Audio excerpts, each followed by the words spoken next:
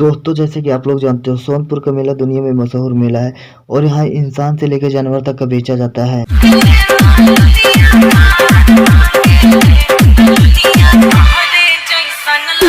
और दोस्तों, इसी मेले में एक लड़की ऑर्केस्ट्रा करते करते इतना तेजी से सोशल मीडिया पे वायरल हो गई रातों रात।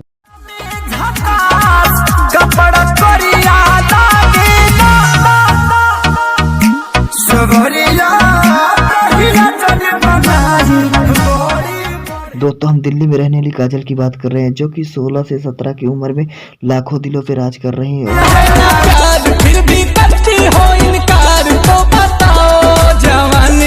और सोनपुर के मेले में कहर ढार रही हैं, कभी भोजपुरी गाने पे तो कभी हिंदी गाने पे।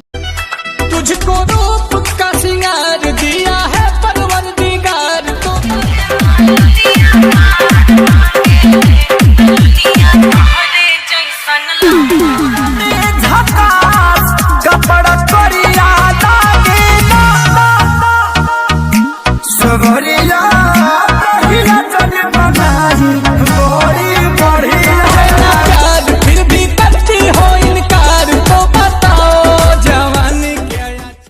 दोस्तों, अगर आपको वीडियो अच्छी लगे तो वीडियो को लाइक कीजिए, चैनल को सब्सक्राइब कीजिए और वीडियो को शेयर कीजिए।